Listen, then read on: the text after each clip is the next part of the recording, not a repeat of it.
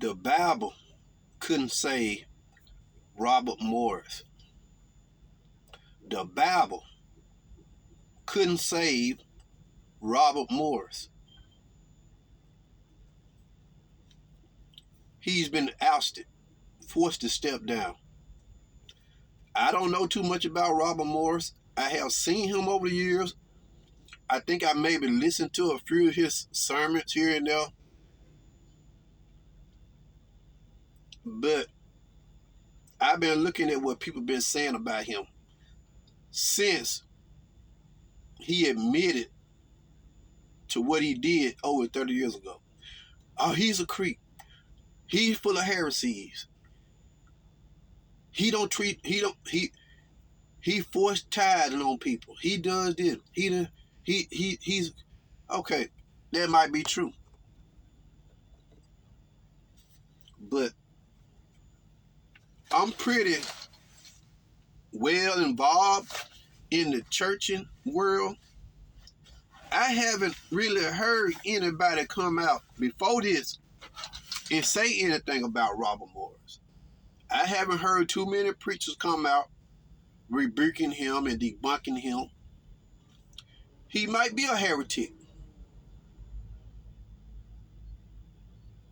But up until last week, he was a mega pastor. People follow mega pastors. His members that were speaking well of him last week, 2 weeks ago, over half of them are now speaking against him. Nobody is condoning what he did. Everybody in their right mind would say what he did was wrong.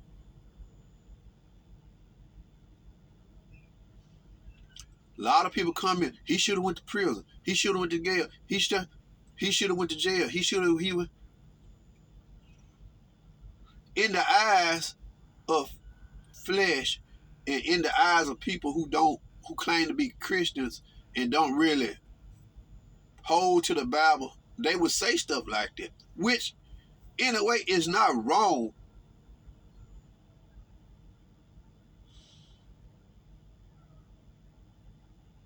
If he had went to prison back then, went to jail, would anybody would have kicked against it? No. But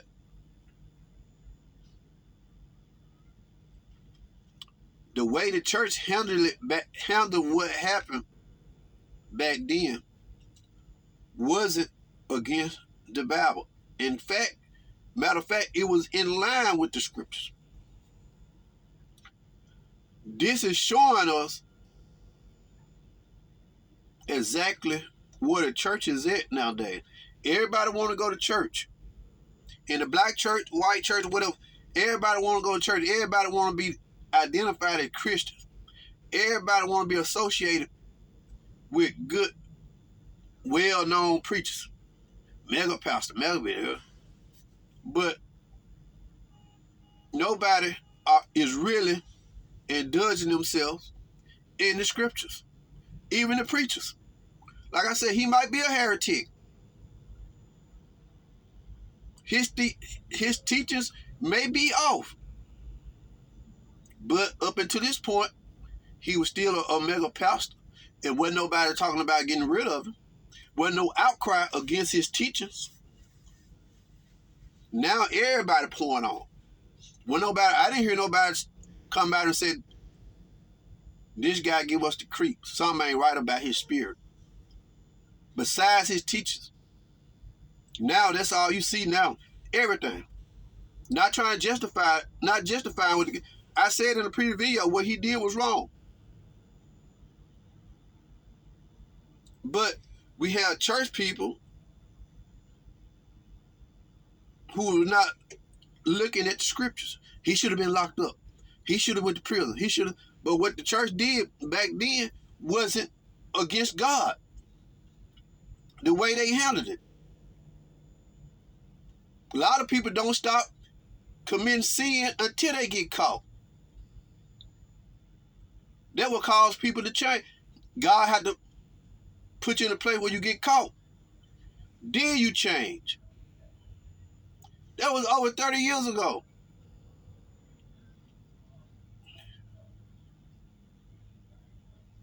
Bible talks about restoration, restoring one. Saints don't throw saints away. And this was 30 years ago. It came out now. Now they throwing this man away. I'm not defending him. I'm defending the Bible. You cannot righteously throw this man away over our feelings. He shouldn't be around children now. The man don't really have to be around children now. Do y'all have anything recently on the man? I think I seen some. They said some more victims. Of course, people gonna come out now. It's some money involved. Possibly now. But rewind the clock back 5, 6, 7 years ago. What would the people say? Oh, he's such a wonderful pastor. Oh, he's wonderful with the kids. Oh, we ain't had nothing bad. We ain't got nothing bad to say about him. He did this with the kids. Like, kids ain't had. But now, since he said what he said and midway, all that. See how shallow church world is now? The Bible said, all have sinned. Let's keep this in mind. Jesus said, all have sinned and come short of the glory of God. Even though we are saved, we still are capable of sinning.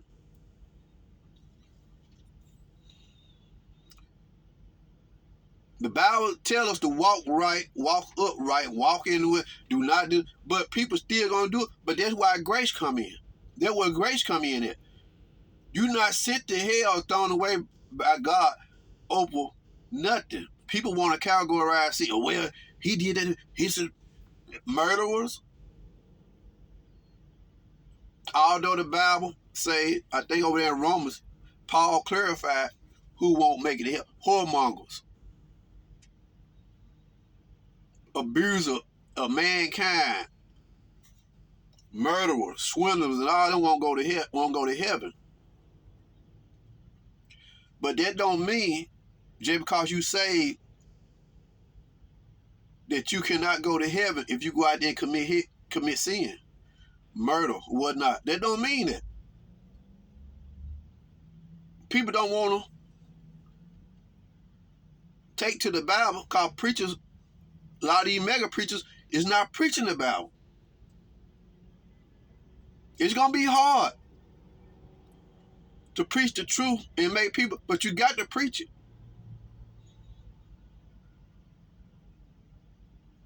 People is not going to want to accept the truth of the Bible. But if he went through the proper channels of being restored, then people who forced this man out of church for reputation's sake and all this, y'all are wrong. The people who did this is wrong. The congregants, the people around the world.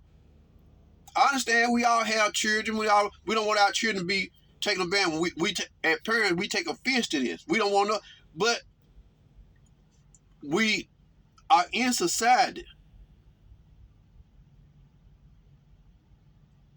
Truth be told, even a lot of them parents today, parents have secrets. If your secrets were to come out, you will be doomed. Ain't hardly no parents, no grown person walking this earth don't have no damnable secrets.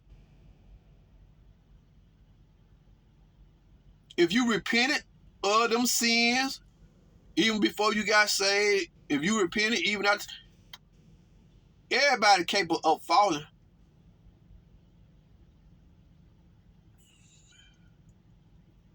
Galatians chapter 6, verse 1. Brethren, if a man be overtaken in a fault, I think I said the other day, James was saying it, but this Paul was talking in Galatians. Brethren, if a man be overtaken in a fault, ye which are spiritual, restore such one in the spirit of meekness, considering thyself, lest thou also be tempted. Bear ye one another's burdens, and so fulfill the law of Christ. I think James did talk about praying for the leaders, people who are in charge and stuff like that. Just because a person is a preacher, that don't mean that he cannot commit a sin. People want to put special emphasis on molesting children. God didn't really categorize. God takes special interest in children because they're innocent. But you cannot use that. We cannot use that as a deeper punishment than what sin is. See what I'm saying?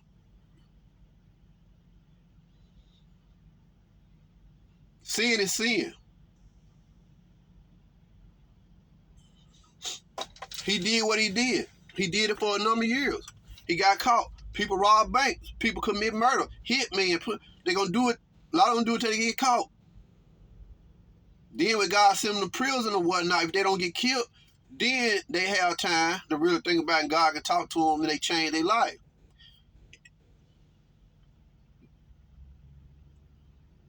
People want to condemn people for eternity. Just what they're doing to Robert Morris. Outside of his theology, just use him as a base. Just say he's a well-founded preacher. And this stuff is coming out now. If somebody says somebody, you know what I'm saying? Just say a preacher been teaching 40 years, then he fall. He get found out to commit a sin. Church world today, they want you out. They don't care. Board of directors, the church world is just so messed up. Ain't nobody holding to the Bible, even the preachers. Churches are operated by big money. Corporations. Billionaires. Board of directors. They operate in these churches. It's all about commercialism. Big time TV contracts. All this though, oh, we got to move you out now. We're going to lose a lot of our sponsors. We're going to lose our contract. We're going to lose this. It ain't about God. It's not about God no more. We got the black church doing their thing. We got the white church doing their thing. But in all, nobody really holding to the scriptures. We going to church on Sunday. We got tons of radio preaching shows. We got tons of TV preaching shows. Nobody really holding to the Bible.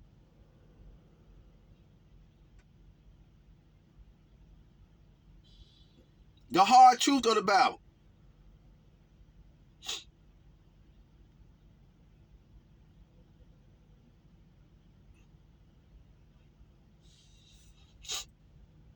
That's the fact of the matter. The Bible couldn't say Robert Morris. And I told y'all, you can go to 2 Corinthians around chapter 6. Paul did a lot in other books. Even in Ephesians, I think it is. Paul talked again about the wicked system. The government. Although the government was founded and came from God, he despised the government systems. It was a wicked government that crucified Jesus. See what I'm saying?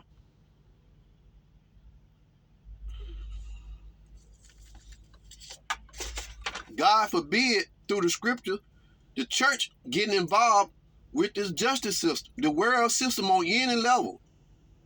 Stay away. That's what the Bible said. People don't like the fact of what they did years ago. I'm not really... Some people say, well, the parents knew and all that. If the parents counseled and came to the agreement not to do this, not to... through the church and all, the church agreed, everybody agreed, they was right. Wasn't nothing wrong with that. God honored that. They forgave him. The church elders put him through a process. He stepped down for a number of years or whatever. He had to go through a lengthy process. They restored him. They said he will find him. It can't be held against him. 35 years later. Even a year later, it couldn't be held against him. But the society we living in now, people don't want the truth.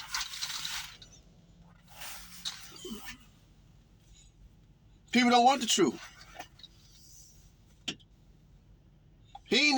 That man ain't never got to be around kids on his own, being a pastor. He might have kids in his home or whatever, but he still, through the Bible, if he would restore it, it still is wrong for anybody to come back and hold that against him.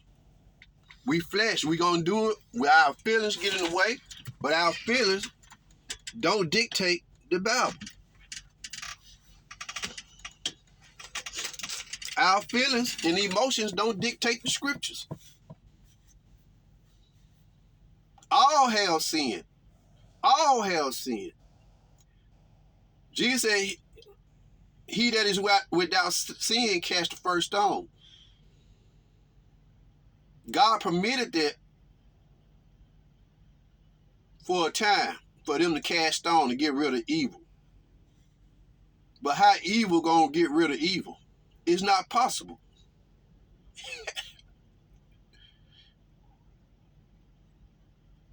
It's not possible. A lot of them parents, there's a pissed off now, church folk, I guarantee you, hardly nobody record is squeaky clean. Men or women.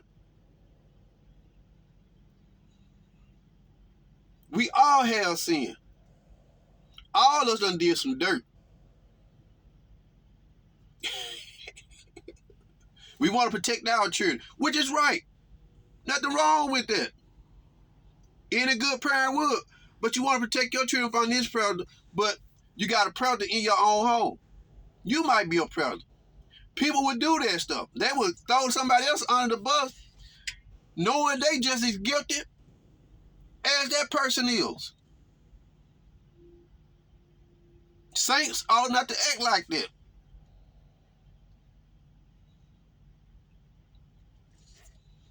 If the Bible couldn't save Robert Morris, who is capable of being saved? Who can be saved? Who can be restored when they sin? They fall to a sin.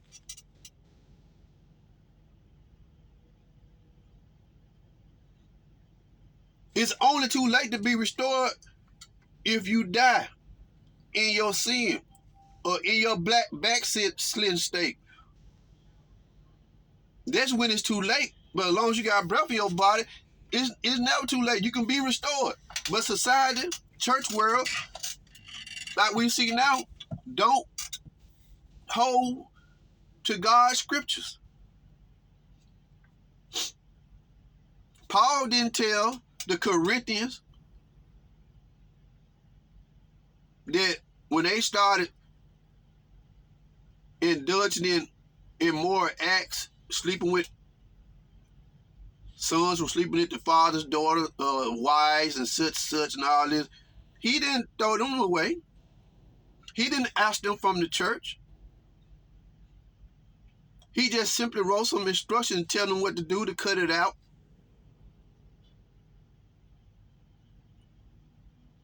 You can always stop. Did he tell them they weren't saints? He didn't ostracize them from the church.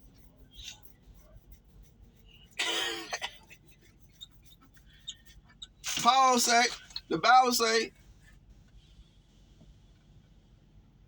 and some of you were before you got saved.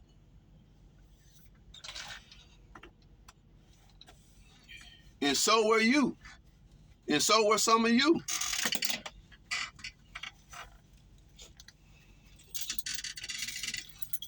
It's not like once you become saved that you are never, ever capable of committing sin.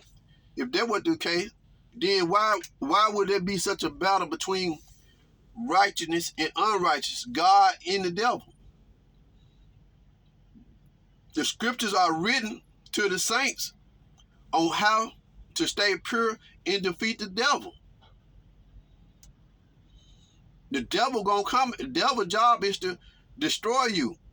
Those who done got saved, his job is to pull you back to him. How you gonna do it? Through sin. Everybody's capable of committing sin. It don't matter what the sin is. People want a category ride. Well, he did this. Well, he did. Ain't no way he can get. Ain't no way. Ain't no way. That's what people say about OJ, mass murderers. What the a lot of them that died. Jeffrey Dahmer. What's the other? Madison, Charles Mason or something. Killed all them women.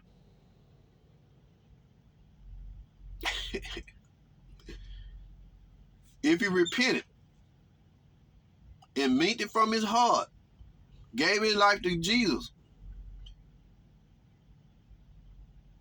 it don't matter how many people you kill, you can be saved. You can go to heaven. It's never too late. Apostle Paul, prime example. I seen somebody come in and say, well, people saying, well, Paul is a prime example of restoration. Well, Paul did it before he got saved. So Paul said what he did out of ignorance. Paul did say that. But it wasn't like Paul didn't know what he was doing. Paul knew exactly what he's doing. Paul did say, God forgave me because I did it out of ignorance. That meaning he did it before he got saved. But does that mean that after you come saved, that it's not capable of you commit murder? Now he wasn't just committing murder; he was blaspheming God, and this what he was doing. This is why he was committing murder. He had a reason why he was committing murder. See what I'm saying?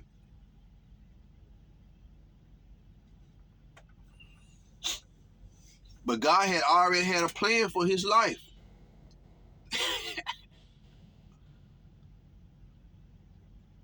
God had already had a plan for his life. Paul was on his way to commit murder when God knocked him down.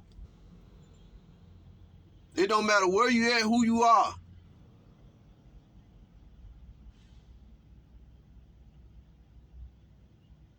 No matter what you done did, you can get saved. You can become a preacher. Time passed, you become a pastor. God is not going to hold your past sin against you. Now, like I say, is it anything on record where this guy done anything else past them years that he was? Is there anything else on record? You're going to go back and use that against that man. Y'all gonna find yourself in trouble with God because you're going against the scriptures. Everybody going to church, everybody involved in church, but nobody really taking to the scriptures. And a lot of it is the preacher's fault. You got to preach the truth no matter what. Church is not about growing a mega church. Church is not about buildings and all this reputation. It's about giving God truth. The truth is what's going to save people and set free. Not membership. Not your name. The Bible said only a few going to make it in.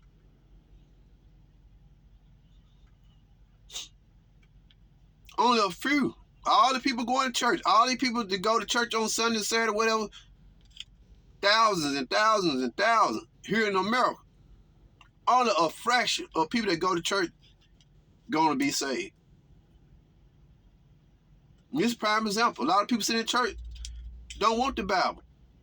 They want preachers to preach heresies. They go along with it because they fill the church up. It gained a popularity. But when you give people the truth of the Bible, they reject the truth. Lord, I never want to be a pastor. It's too hard trying to be a pastor. You cannot, if you're going to be a pastor in church, the church want to grow it, you're going to have to sacrifice. If you know the truth, a lot of preachers done fell away from the truth of the Bible for membership's sake, for money's sake. That's the wrong avenue. That's the wrong reason to get involved with the ministry, preaching, pastor. If Robert Morris is forced to step down, there's a whole lot of preachers, a whole lot of pastors gonna have to be forced to sit down. A lot of preachers out there done some dirt. I'm not covering for preachers. They need, if they did what they did, they have a reputation doing what they're doing. A lot of preachers done been found out. Dawson, that guy on YouTube, Dawson, he done did preachers, yeah, a lot of preachers are dirty. They just preach for the money, and they don't care about God. Their lifestyle is sinning. They'll get up there and preach every Sunday, knowing they living a double lifestyle. They knowing that they ain't fighting the demons of molestation and all that. They doing it. They knowing they're taking advantage of children. They do it. They made it. A lot of them wives and husbands, families are doing it. But that don't mean just because a pastor done been caught up in the past, that don't mean they doing it now.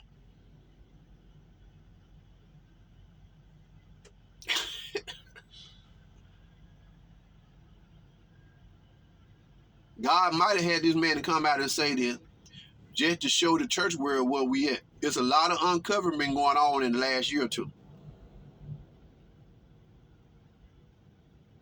The church is nowhere near God. The prosperity preachers, the oneness preachers, the preachers that preach the truth, he can't get no growth. Preachers that preach the truth of the Bible, the direct truth, the world do all they can do to shut them up.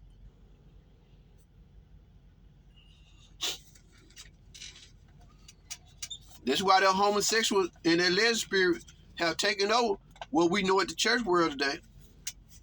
We see it. First men, first lady, lesbians, married to their wives, in church, call themselves pastors.